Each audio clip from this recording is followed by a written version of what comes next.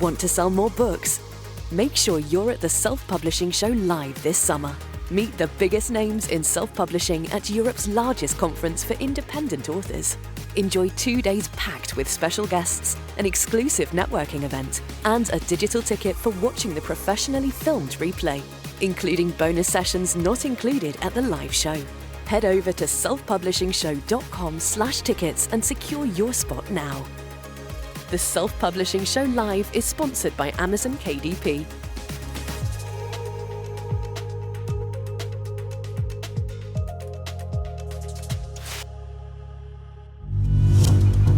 On this edition of the Self-Publishing Show. I like to say that I definitely failed upward. If I would have marketed the book how I had intended to market it, it would not have been a success. It worked out very well that I had someone wave me down and say, over here, this is the place you want to be, because otherwise I probably would not have been able to continue a writing career. Publishing is changing. No more gatekeepers. No more barriers. No one standing between you and your readers. Do you want to make a living from your writing? Join indie bestseller Mark Dawson and first-time author James Blatch as they shine a light on the secrets of self-publishing success. This is the Self-Publishing Show. There's never been a better time to be a writer. Hello and welcome to the Self-Publishing Show with me, James Blatch. And me, Mark Dawson. My hair is a disgrace if you're watching on YouTube. I will get it cut today, I promise. I hate getting my hair cut. I don't know why. It's not a phobia. It's just I really put it off. Don't like it. I can't. I think it's my attention deficit. Sitting there. I mean, I told you about my experience with the conspiracy theorist, which looking back was a more interesting haircut. Who was telling me how the royal family are all paedophiles and literally drink children's blood to stay alive. God. And this is part of a Hollywood. I mean, that was an interesting haircut. Anyway, well, this is something with sharp influence near your throat. That's I haven't been back there. No, I'm not surprised. I will get my haircut today. My son needs me to go. Thanks for that. Yeah, really interesting. This is what people want to know. Okay, look, we've got lots to get through in a packed program. We're going to learn all about. You're going to learn all about a subgenre that is going great guns, and you might not know too much about, but there's lots we can learn from it. That is coming up. We want to talk about the Self-Publishing Show Live. We are getting excited. Our weekly meetings are dominated now. The schedule is pretty firm. Probably have a small couple of changes here and there, but pretty firm. And to that, we are going to make an announcement, but not now. No, not now. We're gonna do a kind of a live, we're going to do it live, basically. So if people want to hang out with us whilst we tell you who's going to be speaking, and we're also going to do a little competition and probably give away, 5 tickets maybe for both days. I think we said we'd give away 2 pairs of tickets. 2 pairs, well, that's okay, 4 tickets then. 2 pairs, yeah, that sounds good. So we're going to do that using our shiny new Zoom facility, which is very shiny and new and doesn't break like GoToWebinar tended to do towards the end of its life. We're going to do that based on actual experience, just in case the lawyers are listening. Yes, fair comment, reviewing, or whatever the. Don't worry. Yeah, lawyer in the building. We can talk about our own experiences. So we're going to do it on Monday the 3rd. So this is going out on Friday the 30th. Hang on. Yeah, this is going out Friday the 31st of March. And on Monday the 3rd of April at 8 p.m. UK BST. BST. We are back. We've had 2 weeks of having an hour difference. Thank goodness we didn't have a course open over this period because it gets very confusing. We've had 2 weeks as opposed to 1 week normally of there being 1 hour different. But we will be back to 5 hours difference on the East Coast, 8 hours on the West Coast on Monday. So 8 p.m. UK will be 8/7/6/5/4, 3 p.m. in the afternoon New York, 3/2/1 midday Los Angeles, but double check that. Yes, so we're going to do that on the Monday, and the link that you'll need is, what did we say, selfpublishingformula.com/June, June, in honour of the fact that the conference is 20th and 21st of June on South Bank in London this year. So yeah, come along. We will talk about who's going to be speaking. We will mention what they might be speaking about. We've got some good sessions that we are quite excited about, and we'll give away 2 pairs of tickets as well. So you never know, we might even use the camera facility on Zoom. And yes, I'll definitely have my hair cut then. Oh, that's good. Yes, and we'll talk a little bit about the digital ticket as well, I think, on that live, because we're starting to develop that as being an exciting addition to this year. Yeah, we should probably say we'll give people that you can choose to either have live ticket or digital ticket from, or maybe there's good with 2 pairs of live tickets and a couple of digital tickets, something like that. And the live tickets include digital tickets, but yeah. That's true. Yes, that's true. Yeah. But we want people who get the live tickets to be able to come. Yes, so we don't want to give away live tickets to someone in Australia who might not be able to travel. We've got people from Australia coming. We do, yeah, we do. We usually do. And still thinking about, maybe going over to Australia. Yeah. Next year, maybe. Who knows? We have to think about that. But anyway, let's not still get sidetracked. So yes, it's selfpublishingformula.com/June, 8 o'clock BST on Monday, and we'll take you through the conference and give some goodies away. Great. Okay. And you can still get tickets, of course, if you want to go straight and buy your tickets, or you might want to hold out for the competition, but you can go to selfpublishingformula.com/SPS live to read all about it. Well, if you win tickets, we'll just refund the ones you bought, so don't worry about that. Yeah. Okay. I want to briefly talk about Thriller Fest, which is a New York-based conference that we went to a couple of years in a row, and we stopped going primarily, I think, because it was very trad orientated. The sessions actually on craft were really good. We met JD Barker there.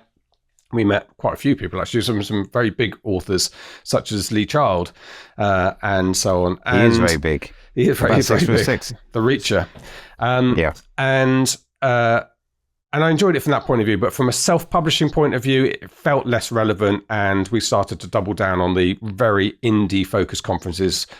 Even Nink, which was more trad in those days, is really indie-focused, I think, now, and certainly 20 books.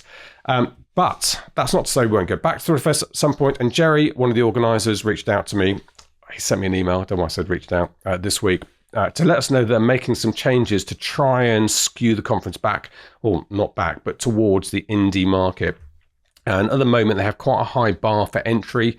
So I think you have to have like 5 published novels and quite a high turnover. They are changing that so that the entry requirement now aligns much more closely with Nink. So you'll need 1 or more books published, generating an income of $5,000. This is an income, not profit. Income of $5,000 or more during the previous 12 calendar months, with standard quality reviews that go on just to make sure that they are your books, for instance, copyright and ownership. So they are recognizing, as Jerry says in this email, that independent authors are the fastest growing segment of their membership. They want to see these changes to allow them to share the tools, knowledge and events and the awards that the International Thriller Writers Organization has to offer. So yeah, actually the statement was signed by Kimberly Howe, who runs Thriller Fest. I wouldn't mind going back, actually. It was a fun conference, and I think from a craft point of view, I did enjoy it. And it's absolutely a sign of the times, is it not, Mark, that a big organisation like that is saying we need to be doubling down on indie? Yeah, absolutely. It's you can't ignore it, especially with more kind of mid-list authors deciding that it makes more sense for them to do things themselves. So it is a good conference. I mean, it was quite fun, but as you say, it was very trad last time, and I think I told a story. I was talking to someone once at the conference, and as soon as they asked who my publisher was, and I said, "Yeah, I do it myself." They kind of looked over my shoulder for the next person to talk to, and I kind of looked at him and thought, "I sell about more books than you in a month than you do in a year." But it's good, and any there's some good conferences. I know we saw. George Martin was there. George R.R. Martin was there when we went. Not the Beatles producer, he wasn't there. No, he wasn't there. We spoke to Lee Child, Karen Slaughter, James Rollins.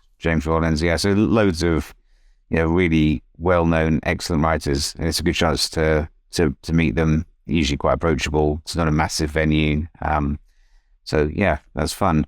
I don't think I'm going this year. I'm actually going to New York in about 3 weeks. Yeah. Oh, when is sort of first? Perhaps you could drop in. I think it's July, is it? I can't remember. Yeah, July. I think something like that. But no, I'm going over in about 3 weeks' time. Yeah, so yeah, exciting. Okay, so that is Thrillerfest. I want to talk about one more thing. I'm not going to go into great detail here, but I just want to say that I have been talking to TikTok. There may be, or may not be, don't want to put any spoilers out there, something to do with TikTok on Monday's announcement to do with our conference. However, I've been talking to them, and they are pushing TikTok Shop for authors a lot at the moment. And I know Adam Beswick, who we've had on the podcast previously, is a force to be reckoned with when it comes to TikTok Shop and authors on TikTok. So they set me up with TikTok Shop, and it sat there on my to-do list for a while, but I decided to spend an afternoon getting used to it. I set stuff up, and I think the figures are very interesting. So, I buy my printed version of the book the same way most of you buy it. Either I order them through Ingram, or I order the author copies through Amazon, and they end up costing, my big book costs about £5.50, knocking on £6 with postage each, and my small book costs about £3.50, something like that, and one of them's in between those two. Of course, when you sell through Amazon with their cut and the markup and the printing, you have to sell it something like £15-16 to make a couple of quid on it, which is an expensive paperback. Well, that same author copy that I've paid for, I can price up at $8.99 on TikTok. They take 45 pence from that. And in addition to that, if you go onto my account, at James R. Blatch on TikTok, and you click on one of those posts where I've put the link, it's actually offered to the punter at £6.34 per book. That's the big book, because they are doing a lot of offers and they're trying to promote it at the moment. Plus, once I've sold a copy, I've only sold a couple, so I've been playing with it, sold a couple so far, I get a free printage label from TikTok just to stick on the envelope and send it. This is, I think, very interesting. Now, the free printage, printing. Go on. Hang on, still waffling. So your price is what, £8.99, is it? Yep. And they're selling it at $6.34. Yep. And what do you get? I get £8.54. So they're taking a loss effectively. They are losing at the moment, but that is a deal for first-time buyers at the moment. So that presumably, once I've bought a book, that price will then look different to me. But there's a lot of first-time buyers out there for you, and they pay postage. And they pay postage. Now, the caveat to all this is they may have set me up with free postage. They did with Adam at the beginning to help him along. And I spoke to the guys about something unrelated, and they asked me how I was getting on. I said, well, the free postage. And they looked a bit surprised I was getting free postage. So I wouldn't bank on getting that. That might be because they know who we are and I'm setting this up. But having said that, it might also be a deal they're rolling out more generally. But the point of this little exercise is I think that's very interesting, particularly if you're like me. I mean, I have a pay hip set up on my website, and I sell signed copies, and I probably do 1 or 2 a month, something like that. And I just do them on my kitchen table. It's not a big deal. But I price them up. They're 20 quid. And I'm buying the books for £5.50, but they're signed. So it makes it worth my while with the packaging and so on. But doing it in bigger volume at a much more, the exciting thing for me is selling a paperback at $8.99, which is a much more reasonable price for this book is a big book. It's 600 pages. Mm-hmm. No, it's not that much, but it's 6x9, 500 pages. Yeah. I think that's interesting. Anyway, so we will start to experiment with that. I'm going to start to properly push it now that I understand the price structure. The first time I did a post, I sold it at £15 because that's what I was expecting to have to do before I fully appreciated how the pricing worked on TikTok Shop. I made one sale at £15, and that was Adam Beswick, who very kindly saw me experimenting with TikTok Shop and bought a copy of my book. He's the only one who's paid that much for it. Then I immediately the next day put that, deleted that post and sold it much cheaper. He said his kitchen table was a bit wobbly, and he's fixed it now. Don't know how. That's more of a doorstop, I would have said. It was very wobbly. You can't. Well, fuel's expensive, isn't it, for your wood-burning stove these days? That's true. Yeah, it's very true. Yeah. Anyway, look, we will deep dive into this. It's an area that we're interested in, and you're going to hear more about it in the coming months. And if you come to our conference in June, who knows? You might know even more and be able to speak to the horse's mouth, but no giveaways. Right, Mark, I think that's enough waffling. 13 minutes. Not been waffle. It's apart from the bit about my hair. Yeah, you haven't been your most succinct today. There has been an element of padding, but that's okay. People are used to it by now. After 370 episodes, if they're not used to that, then they're on the wrong podcast. Yes, exactly. And we don't. Oh, I don't think we have that man anymore who used to say content Yes, starts Jack. at 22 minutes 14 Yeah, seconds. well, he might be back today, and to be honest, today would be a good day for him to come back. That's It's all been good stuff. Okay, we have an interview with you coming up, which is I wanted to get this interview on because this is an area I just didn't really fully understand, and partly this interview is me saying to our interviewee, who is called Dakota Krout, what is LitRPG? Exactly how does it work?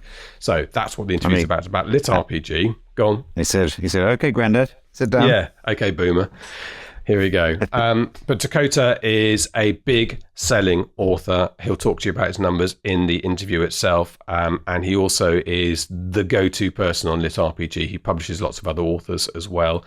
It's actually a pretty simple concept, but there's always learning for us in whatever genre you're writing in these interviews. And it's a really good one with Dakota. So let's hear from Dakota Krout, and then Mark and I will be back for a chat.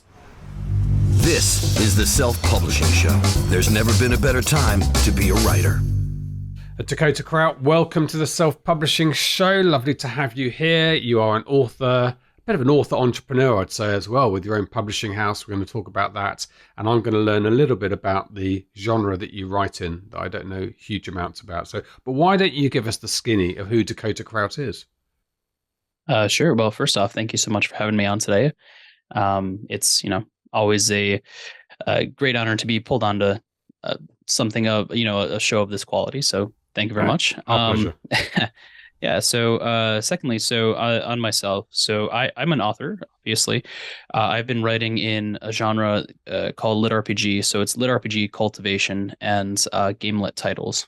And essentially, so for those of you that don't know what that genre actually is, essentially it's fantasy or less commonly science fiction that is bound by the rules of a video game. So like standard laws of physics, but then also magic has been added on in kind of like the form of a video game where you are essentially learning how to use spells or abilities, things like that, and then leveling them up to make them more powerful over time. So it's a hard numbers system, like a hard magic system, which allows the audience to really have a really great view on what's going on and how and why. Okay, so I've always been intrigued by LitRPG and what defines it. So one question that immediately springs to mind is, are your readers video gamers, or does that not matter? It doesn't particularly matter, but it does. I mean, I think it might impact it a little bit. Like if I'm sorry, if you know kind of where the genre is based out of, right? So like if you have kind of even a passing understanding of video games, it can be a lot more enjoyable.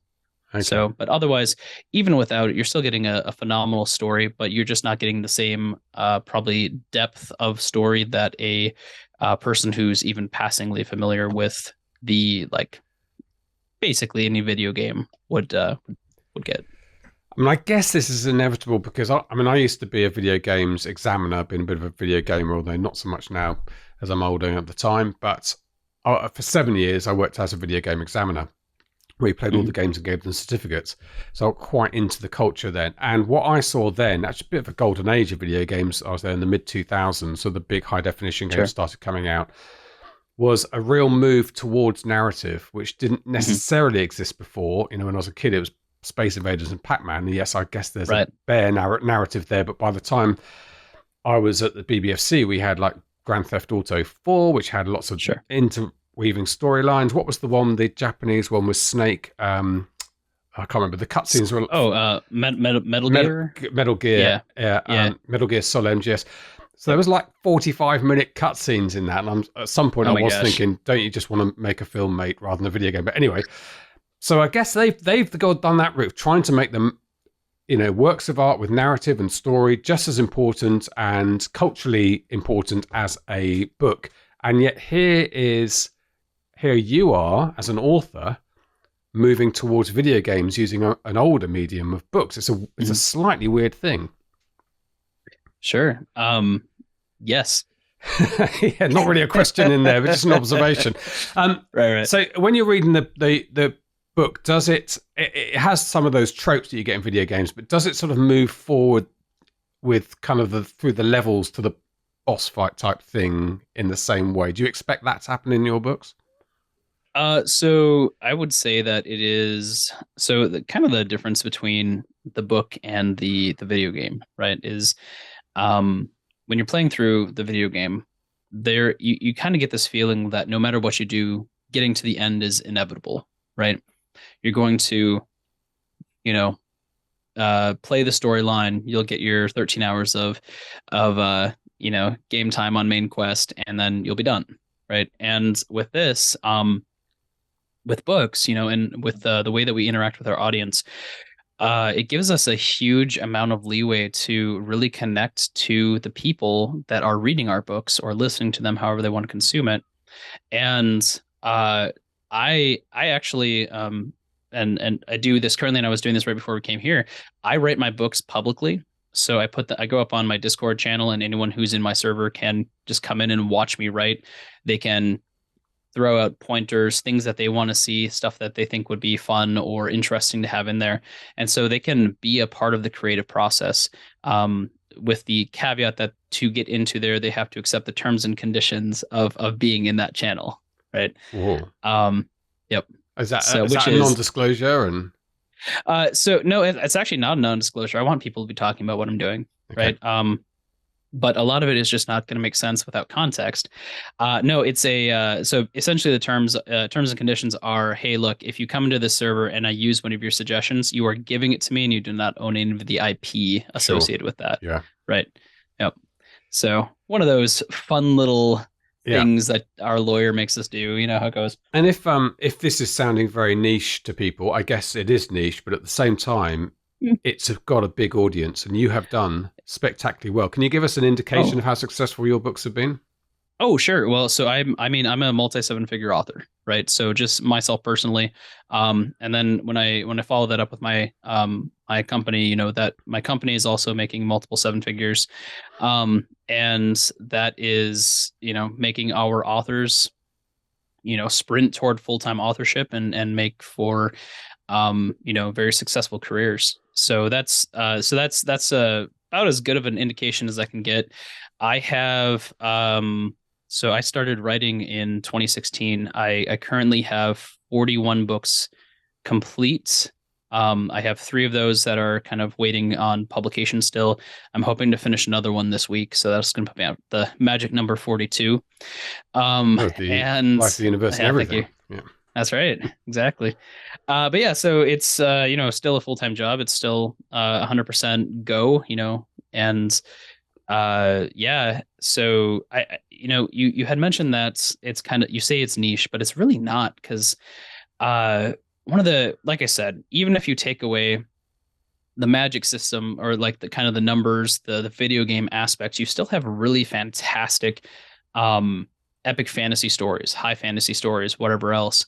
And we've been able to show that, like, when my genre was first getting off the ground, especially, we had 2 full years where we had at least one of our books, like from our genre, like from one of our more popular authors in the genre, in the top 100 on Amazon for 2 years. Wow. Right.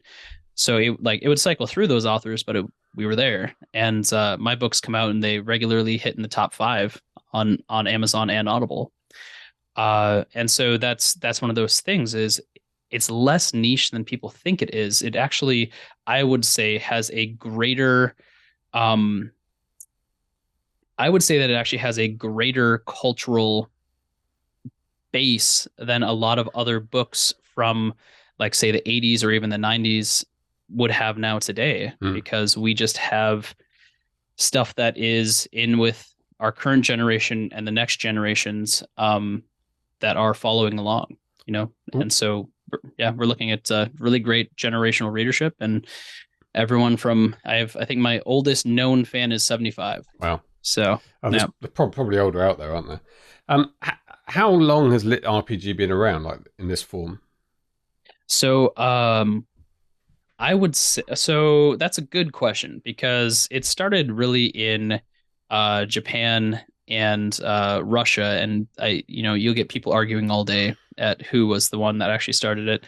But coming over to America, I would say the first American authors really kicked off the genre, like as it's like the genre, not just wrote something with video games in it, but the genre really started back in like I'd say 2014. So not long at all, No. under 10 years.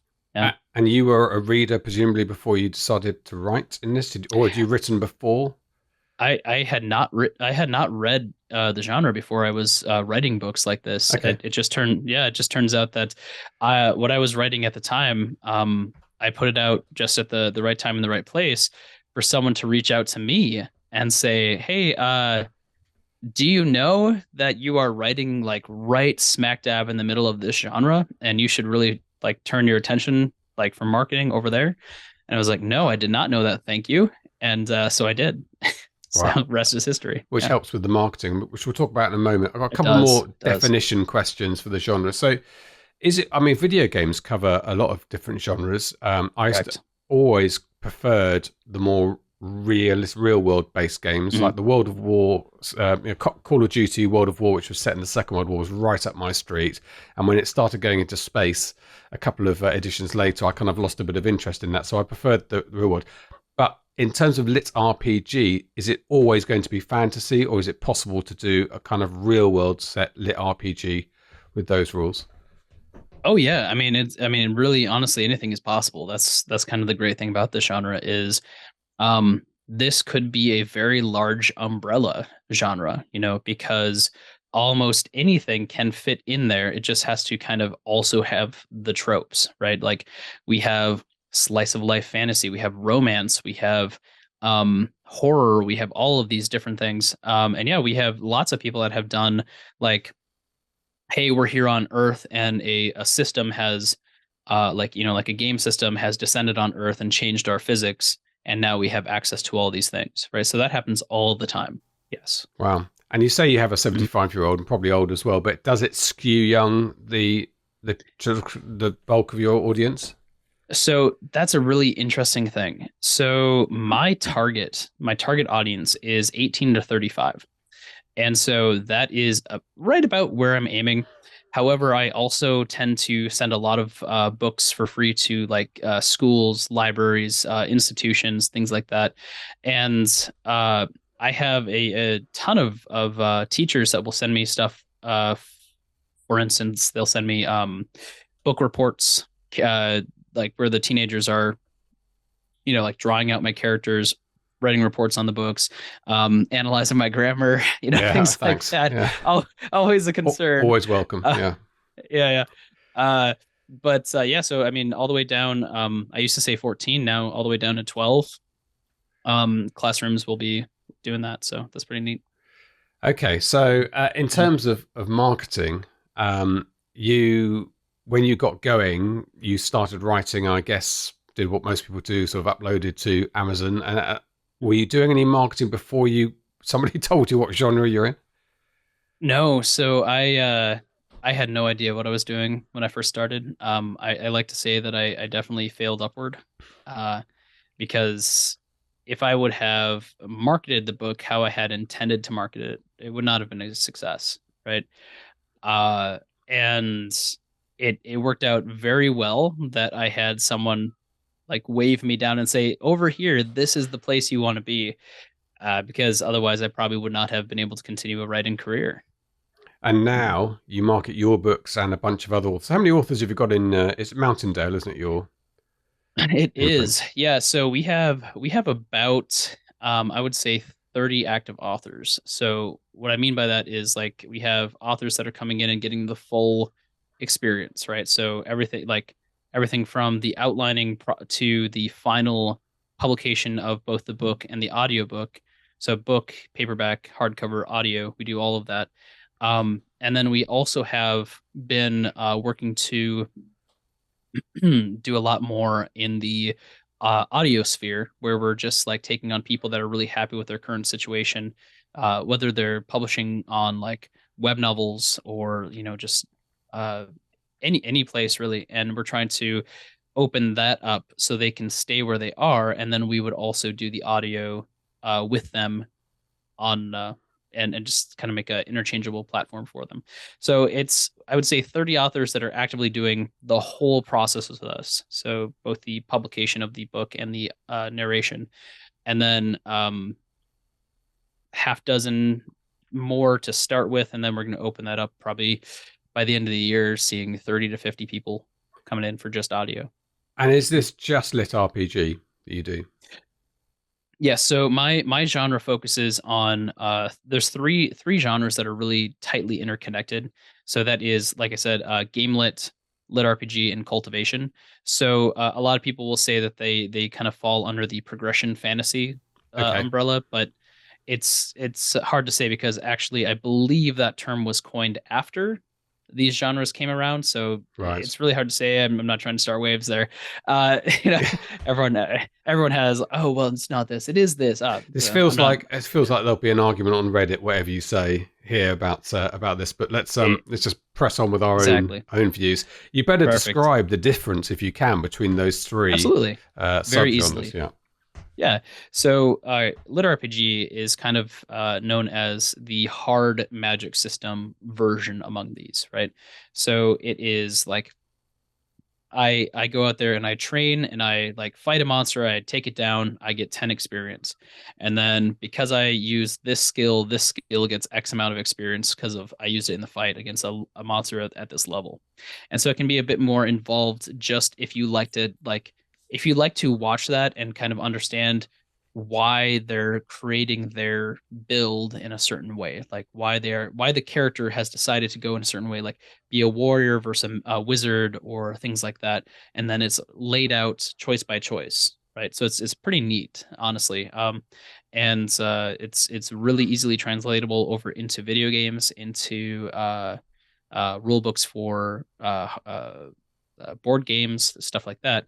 Now, then we go to Gamelet, and Gamelet is really similar, but with a much softer magic system where it's just kind of like, hey, I was kind of walking along and I had some inspiration. And so, like, this level, like, this skill gained a bunch of levels because now I have a higher understanding of it. Right. And so it's just kind of more with the numbers. So, but they still are usually showing like, hey, I'm at this level, which is why I can use this ability at this power, right? And then we go over to cultivation, and so those two genres, so Gamelit and LitRPG, are both essentially you can gain levels and skill levels, things like that, from fighting monsters, from crafting, from doing things that like show and improve your skills.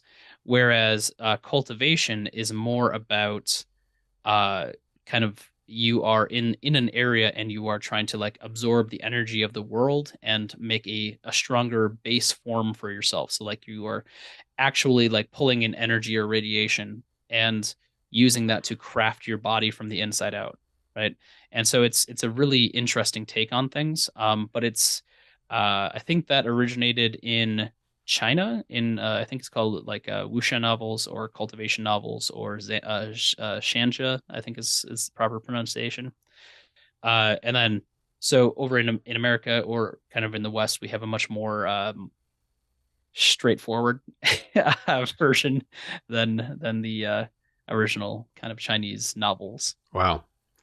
Yeah, it's intriguing, the split there. Intricacies. Yeah. And in terms of this kind of traditional beats that we'd expect in a novel, so if you I'm sure, like Save the Cat, like Save the Cat, and so on, Hero's Journey. I'm assuming these are the same. I mean, you have your character has a need and a want, and their world gets turned upside down, and all that. Exactly.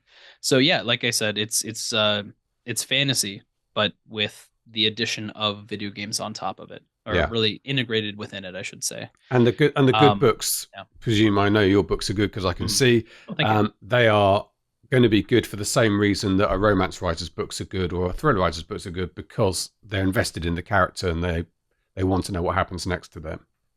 Exactly, right. One of the hard things about going from being a teenager to being an adult, is a lot of your free time goes away. So all that time you might have been spending on playing video games or doing things with your friends or all this other stuff. Like you could. I mean, I remember people that would put thousands of hours into a video game, and I look at that now for myself and I say, oh my gosh, Yeah. that terrifies me. Like the idea of using that much of my time, like the little free time that I have to put like thousands of hours into a video game is tough. And so when I think that really translates well to people that are going out, especially those 18 to 35-year-olds who are looking for a way to still have the enjoyment that they used to have. Now they can get that by reading or listening to a book instead of putting 300-400 hours into a video game. Yeah. I want to put 300 or 400 hours back into video games. Right. Maybe Flight Simulator is what I've put some hours into in the last 12 months, but it was a long time since I sat down and watched the campaign, which, by the way, is something else that I was slightly, I'm going to sound like such an old man now, but I used to love the campaigns in games. And when it became, whereas my son buys a Call of Duty now and all he does is play online, there's no, the campaign's fallen by the wayside, which seemed to me such a shame. It is. But that's okay because we have the campaigns as books now. Yes, so there you just go. Come and read them and listen to them. That's right. And have they gone the other way? There must have been some examples of books in your genre that have become video games. A couple. So far, nothing that has turned into like a major, earth-shattering, really cool, like, picked up by Ubisoft or whatever. Yeah. But I mean, everything from authors who have gone and actually coded the game themselves to I've had many conversations with video game studios that are interested in making this happen with my games as well. So the only downside to all this is that it takes years, right? Yeah. So in 2 years we might be having another conversation, be like, yeah, check out this earth-shattering, groundbreaking video game over here. That's awesome, but yeah, my stuff. I mean, those big games now are such big business. And I can remember, again, in the mid-60s, mid-60s, not that old, in the mid-2000s, when I was working alongside these companies, I think it was one of the CODs or one of the GTAs had a $250 million budget at that time. And I think something like 200 million was marketing. 50 million was development. Wow. So they are, and that's going to be bigger now, isn't it? So they are big business, but it took a while. This is, I mean, honestly, it's such a fascinating thing. And what's amazing about it is this is not you, 5 friends and 12 readers. This is a huge chunk of change in indie publishing. And it's a big part of the market. We used to say romance keeps the lights on, but I'm starting to think that LitRPG has quietly been keeping the lights on for a big part of Amazon over the years. And you're a good example of that. So I'm fascinated to learn more. But you, Dakota, how did this come about then? You hadn't particularly read this area. You hadn't particularly written anything. You suddenly started writing these books that are being lapped up. So I have a kind of a strange backstory for myself, but so obviously as soon as I figured out that the genre existed, I read everything that existed at that time, right? And that was easy at the time because there was like 10 total authors in the genre. And so I just went out and read like 15 books and I was all caught up. Now it's a little harder. But yeah, so when I was first going, I was just coming off of time in the military, right? So I was in the Army and I was in there for about 8 years and came back to do college about halfway through that. So I was in college, I was in the military, I had 2 full-time jobs, and I just got married. Oh. And I was bored because I wasn't using all my time. So I said, hey, I have these big chunks of time during the day when I'm at school, like I was at university, and I had a class here and here, but I had a 2-hour break between it. Well, it wasn't enough time to go to work because back then it wasn't all this lovely work from home stuff. It was you go there or you don't get paid. So, it was not worth going in to work. So I would just sit down for a couple hours at a time and write a book. I did that while my wife was working on her doctoral dissertation. And so she had no mental energy for anything outside of that. So it worked out really well for both of us because she got her doctorate and I put out a book. And yeah, so that took off, and started slowly chucking away the other jobs as this made more money, and Had then you been turned writing into a full time career. at all before? So no, actually, well, not in any kind of fantasy or fiction sense. I would write technical manuals. Okay.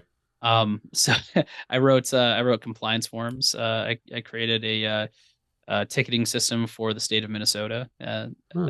like a ticket tracking like not exactly software, but like the standard operating procedures that were put in place by the headquarters command. So that was pretty neat. I also have a couple of scientific papers from when I worked in a bioinformatics lab. Wow. So yep. Oh, and I also worked at NASA JPL for a short amount of time. So Wow. Jet Propulsion yeah. Laboratory in Pasadena. No, it could be Pasadena. Oh All I yeah. remember was it was Caltech. Yeah, yeah. That one was a telework, so that Wow. was nice. So, Yep. so you did a technical job in the army. Oh yes, I very much so. envisaged you lying in the grass with grass on your helmet, hiding with a I've sniper done that rifle. too. Okay. Not a sniper rifle, so No. vision was always too bad for that. You had to Right. have very good vision for that sort of thing. Yeah, I'm quite pleased they do implement that. I definitely wouldn't be up for that either. Apart from on a video game where everyone loves being a sniper. That's right. Okay, well that's amazing. And then at some point Mm. you decided you would start publishing other people. When did that happen? Yeah, so when I was in the military, I was like a big part of what I did was making sure that the work that I did like counted. you know so that turned into like writing standard operating procedures, and then like so I would do that, and if anyone had an issue with it I could amend those and then do that the way, like do the job the way it's meant to be done. Boom, boom, boom, every single time. Always these steps, but like the work itself changes, but these steps are always done. And that's always been a really good mental process for myself. So when I started publishing, I wrote down everything that I did, and there's something called the process maturation curve. And what you see is when you start a new thing, you are doing it what's called ad hoc, right? So you're trying the best that you can to make this work with the limited resources and knowledge that you have. And as you get better at that, as you start optimizing that process, it goes from ad hoc to repeatable, and you can do it over and over again. And then it goes from a repeatable to manageable, where you can like say this is good enough that someone else could do this process. And then it goes from managed to optimized, right? But things change all the time, so it's always going to go from optimized to managed to optimized to managed. So you always had to keep ahead of that curve is kind of the idea. And so uh, when I saw that my first book was starting to earn me some money, and it was a fairly low amount of money in the grand scheme of things, but for a very poor college student, it was very good money. And so I started looking into what I was doing and what I could do to make that better, and I started writing that down. And so over time, I made standard operating procedures for myself. I took courses on marketing, on business, on publishing, on writing, and actually, the writing one was the least useful of them, which because academic writing is very different from fantasy writing, and but everything else was super useful. But by the end of that first year, I had I think 4 books out. So I wrote 3 books in. So I put out the first book. When I saw that people were starting to read it, I wrote the second one in a month. I wrote the third one in a month. And then I paused to see what I could do better. And I was constantly writing that down, constantly trying to figure out what I could do. By the first end of the first year, I had put $35,000 to $40,000 into trying new things, trying to optimize these processes and figure out how I could do it better. In the second year, I went from making 5 figures a month to making 6 figures a month. And I said, hey, um, now that I'm doing all of this, because I was splitting my time between writing and uh, functioning, like marketing, putting stuff out, getting ISBNs, finding narrators, whatever else. I said, I'm doing all of this information, and while I'm doing it, the information is going and becoming useless. right? Because these processes keep changing, right? Facebook loves to change how their ads are done. Amazon loves to change how things are done, so that you had to constantly be feeding money into it, trying to figure out the best way to get it to work, right? And as soon as you feel like you have a good handle on it, they change it again, right? I'm sure that is not unintentional. So I said, I can't write fast enough and consistently enough myself, just one person, to make all of this information and analytics that I'm collecting be worthwhile. So I brought on three authors, and I gave them a sweetheart deal to be my guinea pigs. And I said, "Hey, look, I'm told that I'm a black swan, right?" And this is a fun quote. I said, "I'm told that I'm a black swan, but I want to start a black swan breeding program. Do you guys want to try that out with me?" And so now I have this great flock of black swans, and it's quite lovely. Yeah. Wow. And it's gone Yeah, so well. And where yeah. do you find your authors, or do your authors come to you because you're so Yep. specialized?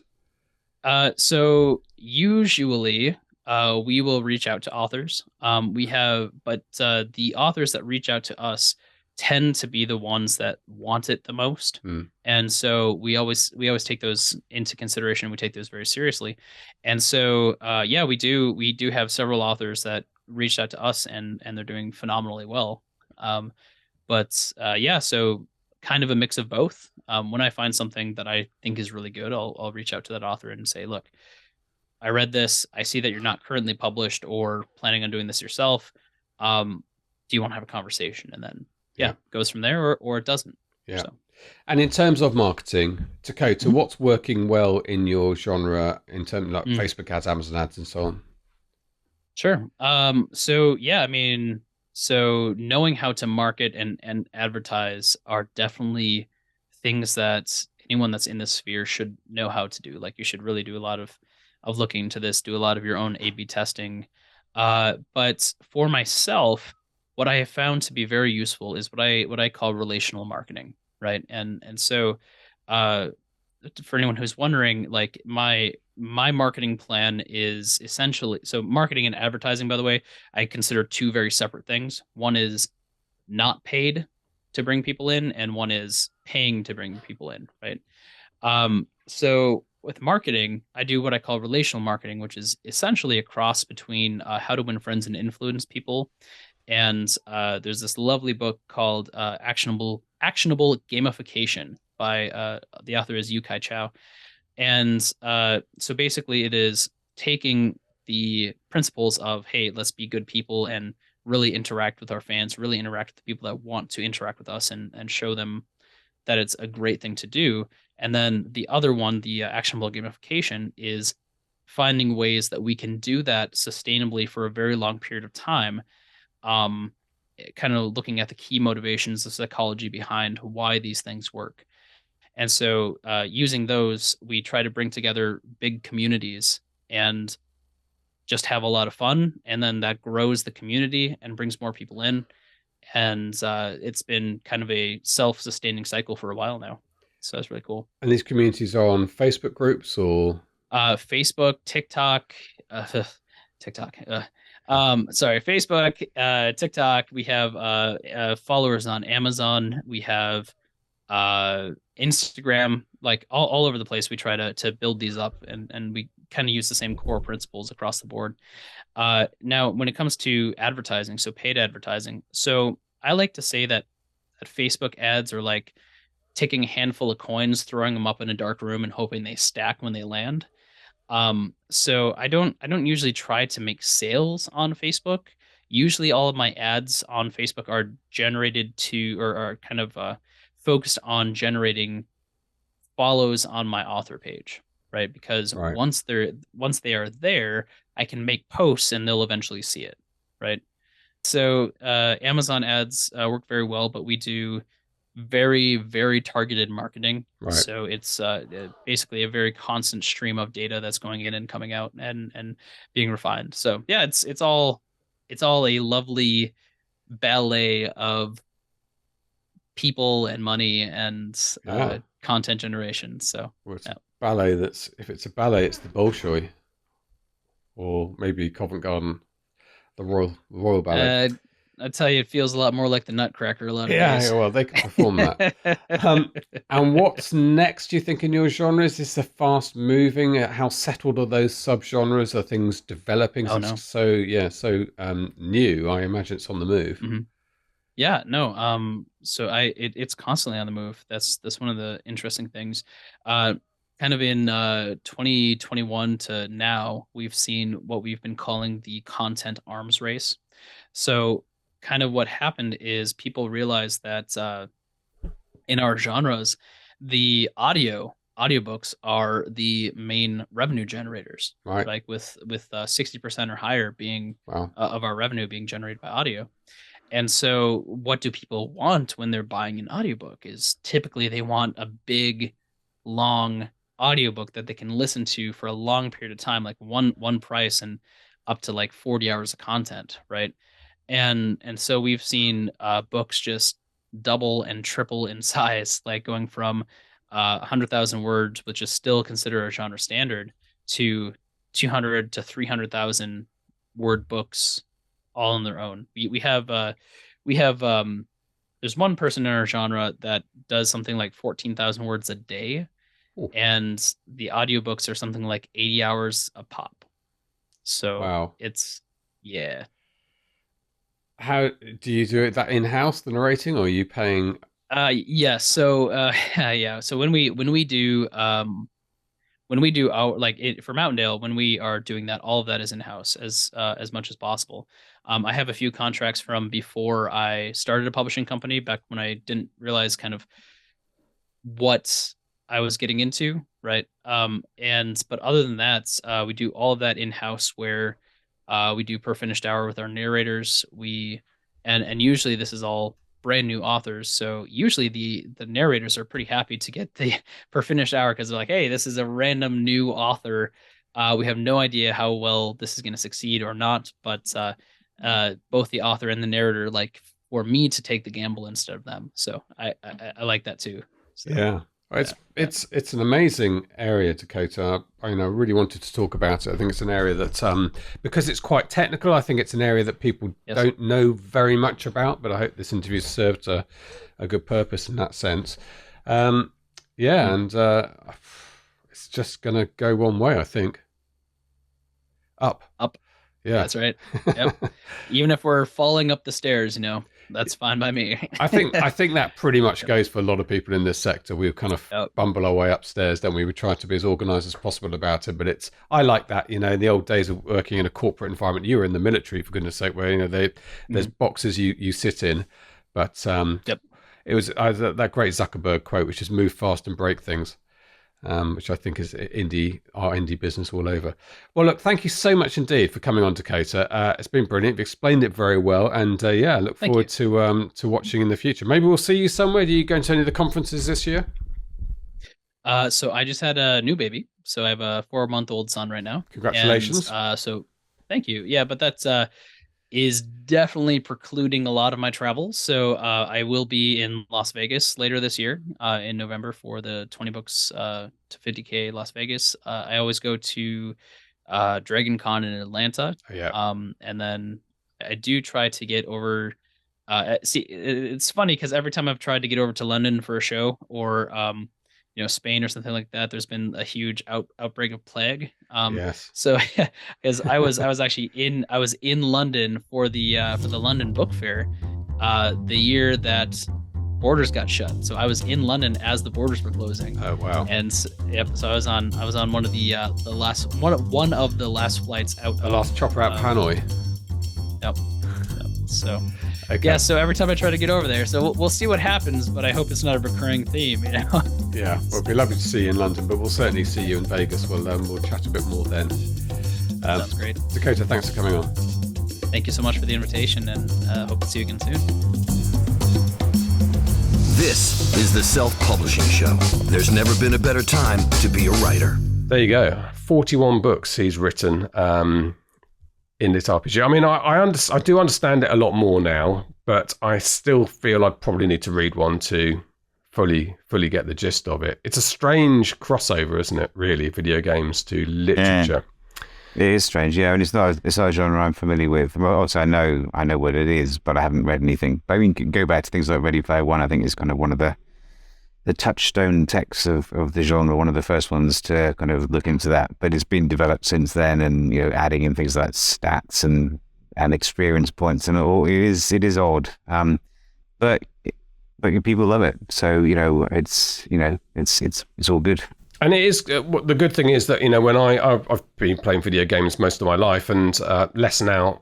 But when I was a teenager, the criticism from my mum in those days was a plastic handheld thing. Is she would think you're spending too much time on it, but she saw me reading a book, she'd be really happy. So I think from a parental point of view, and now I'm a parent, I think this is a good thing, a great thing actually, if it gets people like my son William off his Xbox occasionally to read something. Yeah, no, absolutely. Anything that gets people into reading, is a good thing. So, yeah, more power to him. And I mean, obviously done not just his own books, but publishing others as well, and doing it successfully.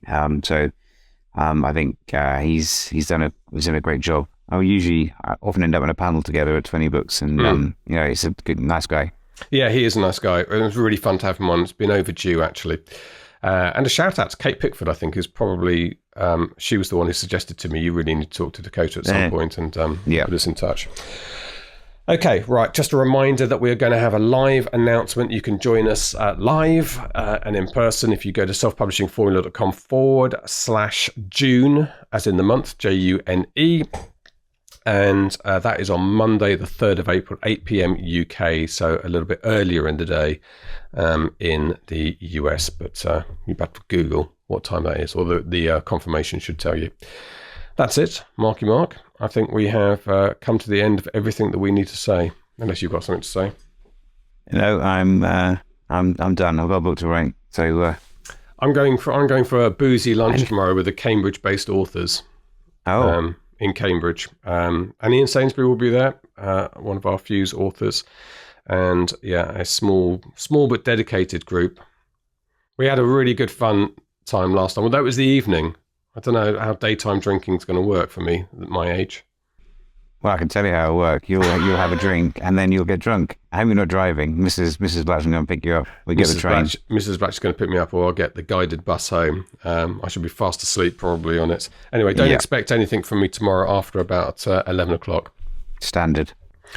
On a Friday. I'm not playing golf for once. I'm going out to meet authors. Good. Thank you very much indeed for listening. Thank you to the team in the background and Dakota, especially for our interviewee today. All that remains for me to say, it is a goodbye from him. And a goodbye from me. Goodbye. Get show notes, the podcast archive, and free resources to boost your writing career at selfpublishingshow.com. Join our thriving Facebook group at selfpublishingshow.com/Facebook. Support the show at patreon.com/self-publishing-show. And join us next week for more help and inspiration so that you can make your mark as a successful indie author. Publishing is changing, so get your words into the world and join the revolution with the Self-Publishing Show.